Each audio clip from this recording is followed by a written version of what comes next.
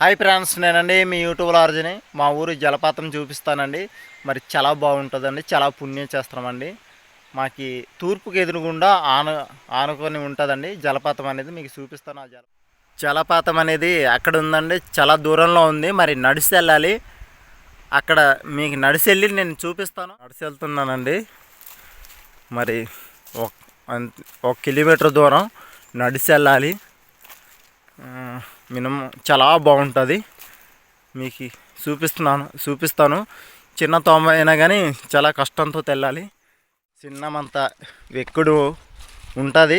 ఆ చిన్నమంత వెక్కుడు ఎక్కిస్తే వచ్చేసినట్టే, దగ్గరలోకి వచ్చే జలపాతం అనేది చూడండి. మరి చాలా హైట్లో పడుతుంది. ఇది సుమారుగా వచ్చి మరి 30 అడుగులు పైనే ఉంటుందండి. హైట్లో పడుతుంది. చూడండి ఎంత హైట్లో పడుతుందో. హాయ్ ఫ్రెండ్స్, నేనండి మీ యూట్యూబ్లో అరజుని. మా ఊరు జలపాతంకి వచ్చానండి. మీకు ఆ జలపాతం అనేది చూపించాను కదా ఫ్రెండ్స్. మరి శివుని గ్రహాలండి స్థాపించినవి అండి. చూడండి, నేను చూపించే గ్రహాలు అయితే మరి శివుని గ్రహాలు స్థాపించడం అప్పుడు ఈ నిలబెట్టినవి అండి. అలాగే మీకు రాతి విగ్రహాలు అనేది చూపిస్తాను. కొంచెం ఎదరికి వెళ్ళాలి. ఆ రాతి విగ్రహాలు అనేది మరి ఈ కొన్ని వేల సంవత్సరాలు అండి.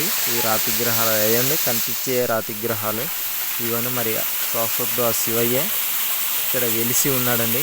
అలాగే ఫ్రెండ్స్, నా ఛానల్కి లైక్ కోండి, అలాగే సబ్స్క్రైబ్ చేసుకోండి ఫ్రెండ్స్.